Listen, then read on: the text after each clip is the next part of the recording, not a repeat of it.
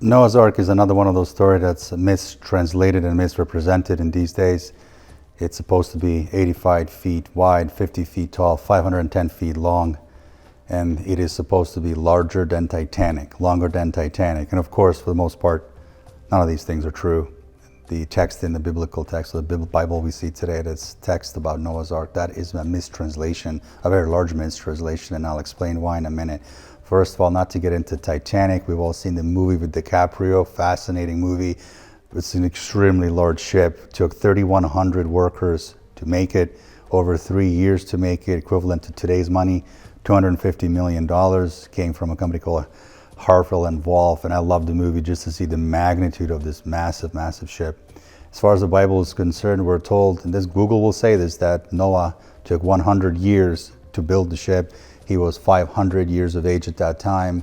He died much later on, but he was 600 years of age at that completion of the ship. So it took about 100 years, and this is approximate years that the Bible says, or that the Genesis accounts say. We've seen Genesis 6:3, Genesis 6:14, Genesis 6:17, and even Genesis 7:6, where they mentioned he was 600 years of age when he completed his ship.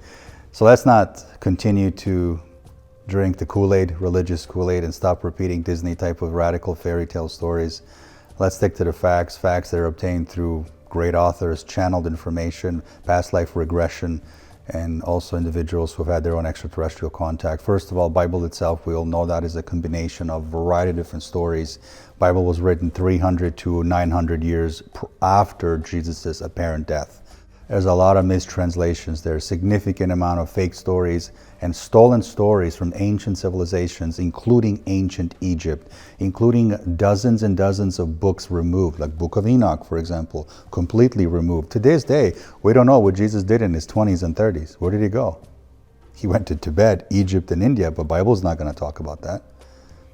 Anyway, the flood itself, this Noah's flood, it did happen, absolutely. Not just one. There was 4 different floods. The one that Bible talks about is the last flood that we see these days, and that is, this flood did exist. The 4th flood is what killed everybody. In the biblical story of the Noah's flood, they're talking about the last flood. They're talking about the 4th flood. And of course, Noah did not build any arks. This was not possible. This is impossible today, of course. This is a mistranslation of what the survivors saw that came from the sky, which I'll touch on in a minute. And Noah wasn't even what we're told. Noah is not who we're told. Noah is not his real name. Noah is not his real identity. We're just completely fooled by the religions to understand who Noah is. They tell us something, and humans unfortunately believe it and follow it. These agendas that created the flood, I would word them as geoengineering agendas, weather modification agendas. And this is technology that was gifted to humans, but humans misused it. And because of these geoengineering agendas, this is exactly what caused the flood at that time. Jesus didn't cause the flood, angels didn't do it, ETs didn't do it, sky didn't do it, God didn't do it.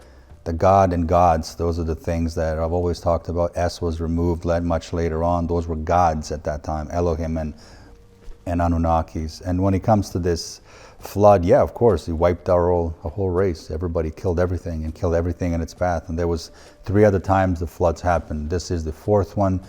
And the other 3 were caused by extraterrestrials who used technology to create tsunamis, who used technology to destroy humans. They didn't like humans. They didn't want to see humans growing. And these were old versions of the humans, by the way, who wanted to thrive, who wanted to exist. But these beings who intervened and killed us eventually, they were malevolent groups. They were not draconian, reptilian. Let's get away from that fear porn. But they were just beings, including THETA groups, who disliked humans for the most part. And in those times, really, nobody really liked us anyway. We were a slave race. Human race, for the most part, for the majority of our existence, we were always in slavery. So these floods and these resets, this is nothing new. Earth has went through that many times on different levels. So that archetype of energies, of consciousnesses, of human specimen, this is what was saved in the 4th flood by visiting extraterrestrial ships who came, benevolent groups, and saved certain amount of humans. And one of the questions I asked through channeling is this specimen, us humans, we were taken, our animals, we were taken to be saved. How many? How many millions? How many tens of thousands? And through channeling, I was told it's only 300. Just over 300 humans were saved. That's it. Then I verified about the Noah's Ark. Noah did not create anything. He didn't create shit with his hands. He didn't make any ships that's larger than Titanic. This is a children's story, or for adults whose consciousness is equivalent to a chair. So none of these things are true that we're reading these days in religious text. This text is laughable. These are mistranslations. And one of the questions I remember asking a race who I was connecting to through channeling, who know exceedingly a lot information about the Earth's history, going back to dinosaurs, and going back to Nagai, going back to Demon God, going back to even Morkul or Kalask's presence, going back to Anunnaki presence, Ra, Thoth, Elohim, creation of pyramids.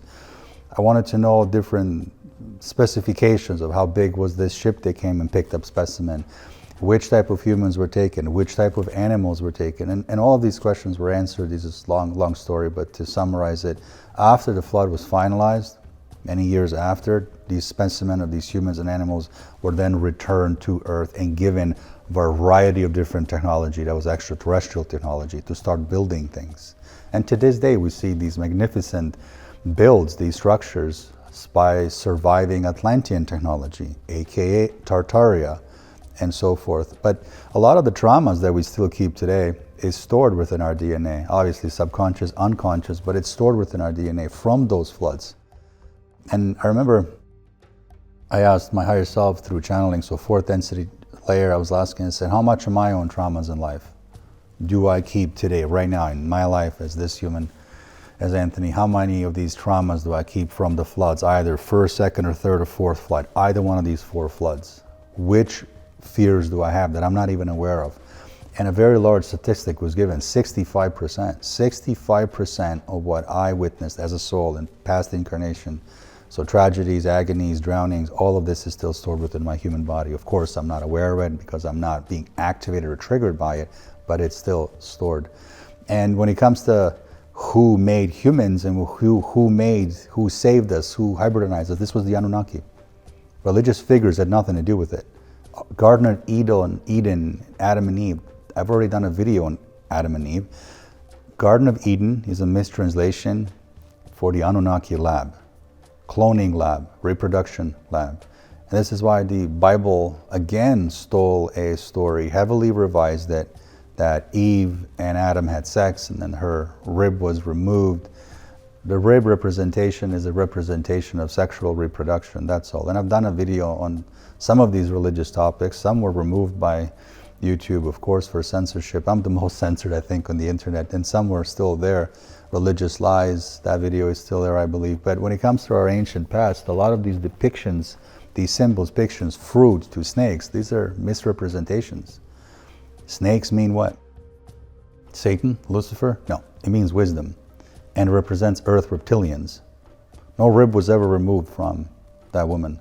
This is a symbolism for genetic cloning and DNA alterations done by Anunnakis towards us humans, including organ removal, raping of women, getting women pregnant, etc., etc. And Bible is, like I said, is just a mix of mistranslated and heavily misunderstood stories from our ancient past that hundreds and hundreds and hundreds of years after, like I said, between 300 to 900 years after Jesus' supposed death, Bible was written. Combination of these books was put together.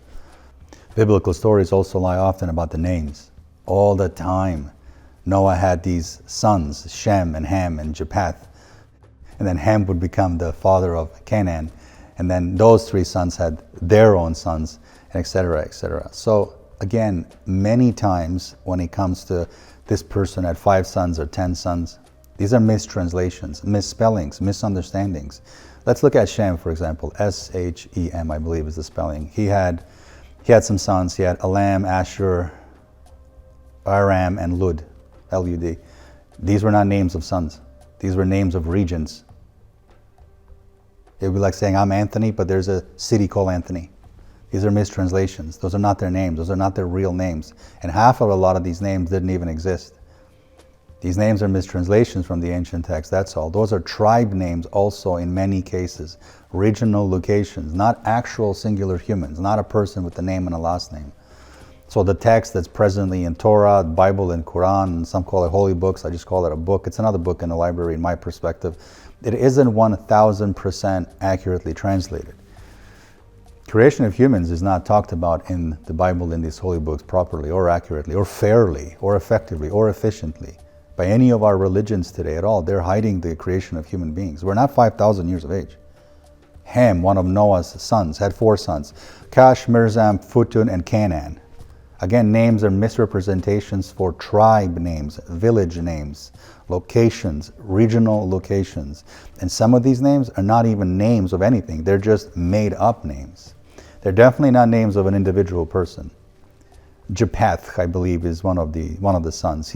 One of Noah's sons, Japheth, who had 7 sons. I don't know if they're all their names. I know there's one named Tubai and one named Tiras and a Gomar. But Gomar had his own sons. He had about 3 or 4 sons, and one of them is Togarmouth.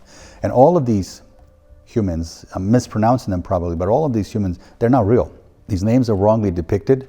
There's a lot of mistranslations that we see from those times. But most of these names are just tribe names, village names, cultural names, new population names. New tribe comes in, they give a village a name. That's all that there is. Let's put it this way. If now it's 2025, if 5,000 years from now, or 50,000 years from now, some human in our future writes a story that there were 2 sons named Miami and Chicago, there were 2 daughters named Los Angeles and New York, and they were sons and daughters to 2 powerful gods, Paris and Dubai.